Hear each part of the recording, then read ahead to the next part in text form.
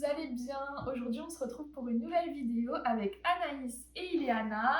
Et la vidéo d'aujourd'hui, ce sera Erasmus, mythe versus réalité. Je vous ai demandé sur Instagram de me donner vos a priori, vos mythes concernant l'Erasmus. Comment vous imaginez l'Erasmus dans votre tête? Et nous, on va vous dire la réalité, parce qu'on est en Erasmus, toutes les trois à Thessalonique pour un an. Il y a déjà un semestre qui s'est écoulé. On va tout de suite commencer. C'est parti, si vous êtes prêts.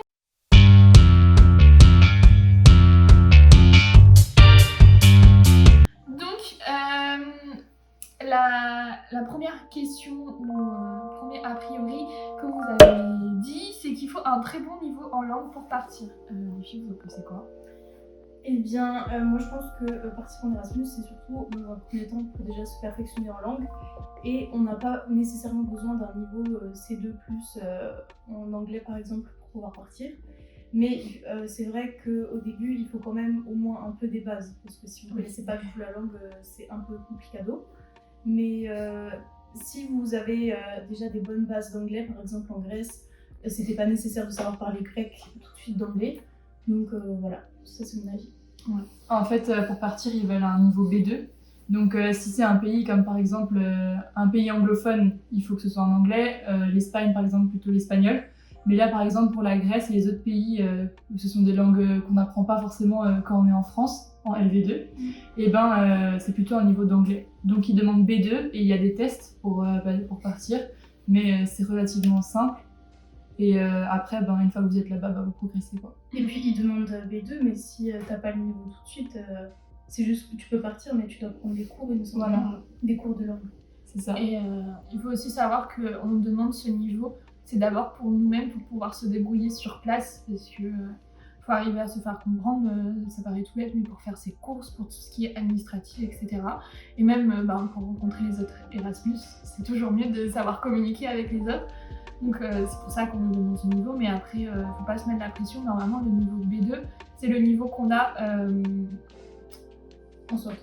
en sortant du lycée. Le deuxième a priori que vous avez, c'est que les bourses qu'on a en Erasmus arrivent vite. Alors là, je me permets de parler du coup, parce que Ileana et Anaïs ont déjà eu leur bourse. Et moi, dans mon cas, je dois avoir 3 bourses pour toute l'année. Et je n'en ai eu que 2. Voilà, déjà ça.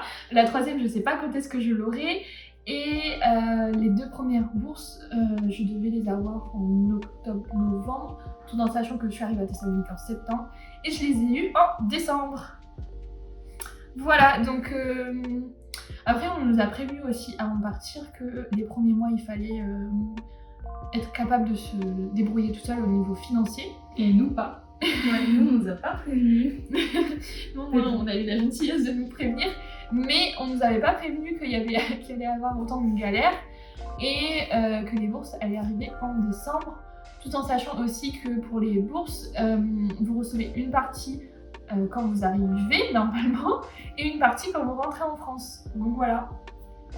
Après, ça dépend aussi des situations, puisque les filles, elles ont eu leur bourse avant d'arriver à Thessalonique. Donc ça varie beaucoup. Peut-être que vous avez de la chance, peut-être que vous n'avez pas de chance. Peut-être des régions, ça dépend. Et même du pays d'où on vient, je veux dire, les Erasmus qui sont en Espagne, en Pologne, c'est pas pareil. Ouais. Donc voilà. Et ça dépend quelle bourse, parce que moi je l'ai pas reçue avant d'arriver. Ouais. Je l'ai reçue un mois ou 2 après. Donc toi t'avais reçu avant? Non. Ah ok. En fait, personne n'a reçu. Non, on a reçu un petit peu après être arrivé. Alors du coup vraiment il faut pouvoir se débrouiller financièrement au moins les 2 premiers mois, quoi. Les bourses c'est bien, mais il faut prévoir aussi un petit peu d'économie. En cas de problème. En cas de problème, et aussi parce que en fait vous êtes en Erasmus, donc vous avez envie d'en profiter et de faire des sorties, de voyager, de découvrir et tout, et forcément ça a un coût. Et du coup, il y avait un autre a priori qui se rapprochait de ça, c'est que la vie à l'étranger, c'est trop cher. Je sais pas ce que vous en pensez. Alors déjà, ça dépend dans quel pays on part, parce que le niveau de vie, il n'est pas le même, par exemple, en Grèce qu'en France. Et le coût de la vie, c'est pas le même forcément. Donc, les bourses dépendront aussi Oui, c'est ça. du pays où vous allez partir. Vous avez plus ou moins de bourses en fonction du niveau de vie du pays. Ouais, et après moi je pense que ici c'est un peu moins cher qu'en France. Après on est en pleine inflation, du coup forcément ça a un impact et au final il n'y a pas tellement de différence. Mais là où la différence elle est en Grèce, c'est pour manger dehors, ça coûte vraiment pas cher. Ouais. On peut faire une sortie restaurant pour moins de 10 € et ça c'est très cool. Mais après c'est compliqué un peu à répondre comme question je trouve. Ouais, Parce ça que- dépend des magasins, ça dépend des produits, ça Ouais. dépend de plein de choses. Parce que aussi on est en Erasmus et au final on vit pas vraiment comme les locaux, on va dire. On est là que pour 6 mois ou 1 an, donc on n'a pas vraiment. Pour moi c'est pas assez pour se rendre compte de si la vie elle est plus chère qu'en France ou pas. Et puis pour la nourriture, on a la cantine. Oui, ah oui, et la C'est cantine est gratuit. gratuite tous les jours, 3 matin, repas midi. par jour. Donc c'est forcément ça aide aussi, mais après pour les courses, je dirais que ça revient presque au même prix qu'en France. Et après, encore une fois, ça dépend du pays où vous êtes. Si vous allez en Erasmus en Norvège ou en Finlande, forcément ça va être plus cher qu'en France. Si vous allez en Espagne, au Portugal ou dans les pays d'Europe de l'Est, forcément ça va être moins cher. Et oui, ça Au dépend. niveau du loyer, donc en fait ici à l'université il n'y a pas de logements étudiants qui sont proposés, donc il faut qu'on se débrouille pour trouver un appartement. Et ça dépend en fait de quel appartement on a.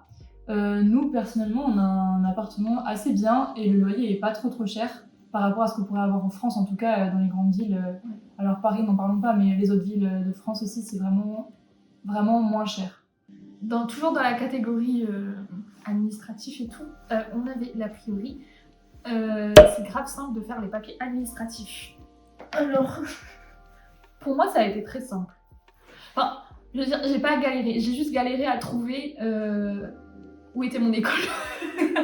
Pendant 1 heure, j'ai cherché, mais après, ça a été. On m'a bien expliqué ce que je devais faire. Le seul truc chiant, c'est que je devais avoir un numéro grec, mais ça, encore une fois, c'est parti très vite et. Il n'y avait pas tellement de... Enfin, moi personnellement, j'ai pas eu beaucoup de papiers administratifs à faire. Je devais juste m'inscrire, chercher d'autres cours parce que j'ai des cours qui ont été annulés. Mais ça encore, c'était rapide et voilà. Après, je sais pas pour vous. On a galéré Basically. et on est encore en train de galérer. On n'a toujours pas notre carte étudiante, on est en février. Bon. Alors, on ne sait pas si c'est parce qu'on est en Grèce et que peut-être qu'au niveau administratif, ils sont moins bons.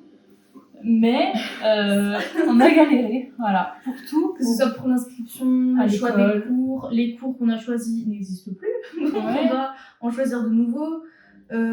Les papiers étudiants, tout ce qui concerne l'école, c'était galère. Au niveau des délais, au niveau des gens qui doivent signer les papiers, au niveau des 36 000 papiers qu'il faut signer, alors qu'en fait, il y en avait 1 ou 2 qui comptaient vraiment. Et déjà ça pour l'école, et aussi pour l'appartement. Tous les papiers administratifs, c'est aussi galère.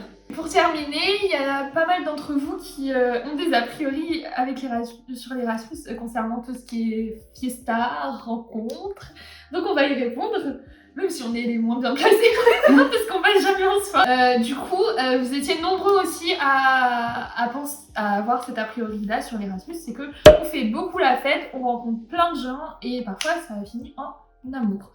Ça, on sait pas, on pourra pas y répondre. Voilà. Après, faire la fête, ça dépend du tempérament. Parce que si vous n'êtes pas trop du genre à faire la fête tous les week-ends en France, c'est pas ce que vous allez faire non plus en Erasmus. Il faut pas se forcer. Après, oui, il faut pas se forcer. C'est vrai qu'on a plus d'opportunités de faire la fête. Aussi, Oui. notamment nous, parce qu'on vient de la campagne et qu'ici, on est quand même dans la 2e plus grande ville de Grèce. Donc forcément, il y a plus de bars, il y a plus de boîtes, tout ça. Ouais. Et il y a pas mal d'événements qui sont organisés pour C'est les ça. Erasmus. Toutes les semaines, là en ce moment c'est assez calme, mais sinon en plein milieu du semestre ou même au début, toutes les semaines, l'ESN, donc pour les Erasmus, organise à chaque fois au moins une soirée par semaine en boîte ou quoi que ce soit. Il y a beaucoup de fêtes, mais il n'y a pas que ça. Après, ça dépend de votre mood aussi, si vous êtes venu dans le but de faire la fête et de rencontrer des gens. Allez-y. Hein. Ouais. Faites-vous plaisir, C'est franchement il y a de quoi. Mais si vous êtes venu dans l'optique de juste découvrir, d'être tranquille et tout, c'est possible aussi. Enfin, je pense qu'on est tous les trois un peu venus dans ce mood. Je pense qu'il faut un équilibre quand même. Ouais, il faut tu un vois, équilibre. entre la fête et... Oui, c'est sûr. Et en vrai, on a ça. Oui. Mais après, c'est sûr qu'il y a beaucoup de fêtes. C'est pas un mythe. c'est Oui, la réalité. c'est pas un mythe, mais on n'est pas obligé d'y aller. Voilà, sentez-vous Vous n'avez libre. aucune obligation. Vous faites ce que vous voulez. C'est vrai que les rencontres en Erasmus sont beaucoup plus que dans son pays d'origine. Bah en vrai, je pense que si c'est pas ce que tu recherches à la base, bah tu trouves pas. On va donner ce que nous on avait comme a priori avant de venir. On va vous dire si c'est la réalité ou pas. Pourquoi je voulais faire un Erasmus à la base, c'était pour m'améliorer en anglais. Et donc c'est sûr, vous me direz que du coup les pays anglophones sont bien, mais en vrai la Grèce c'est aussi super bien.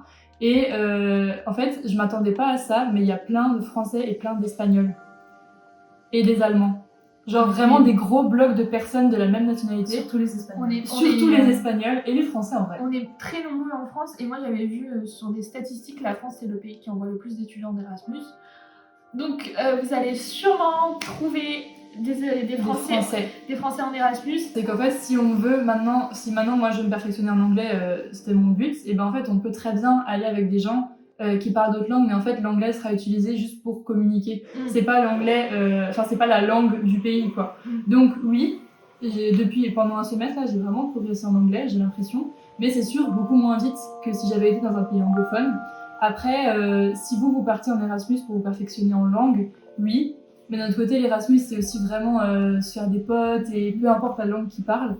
Et aussi découvrir des trucs et tout. C'est pas que en fait la langue. Et moi, vraiment, j'étais partie dans le but en mode l'Erasmus, c'est juste pour la langue, mais en fait, pas du tout. A priori, c'était que les cours allaient être compliqués, ou du moins pas aussi faciles que ça allait au final. Je pensais qu'en Erasmus, les cours ils allaient être un peu plus compliqués, mais au final, ça serait un peu facile. Enfin, après, on n'a pas encore les résultats du premier semestre, mais ça se trouve, on va pas s'avancer.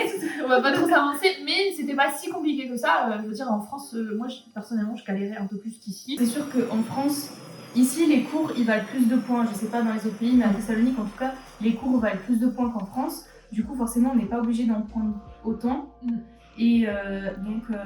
Mais déjà, on avait un cours par jour. Oui. On a beaucoup moins de cours qu'en France, ça c'est sûr. Ouais. Donc déjà, après, je pense que c'est spécifique aux Erasmus, c'est fait exprès, c'est pas que à Thessalonique. Voilà, la vidéo est terminée. On espère que ça vous a plu, que vous en savez un peu plus et que c'est plus clair pour vous et que vous avez toujours envie d'aller en Erasmus. C'est cool l'Erasmus. C'est vraiment trop bien. Oui, vraiment faites-le, c'est une des meilleures expériences que vous pouvez faire pendant vos études supérieures. Et ce sera toujours utile, que ce soit dans votre carrière ou au niveau perso, donc faites-le, vraiment. Merci d'avoir regardé la vidéo. N'hésitez pas à liker, commenter, partager la vidéo. Activez la cloche. Et on se retrouve bientôt. Bisous!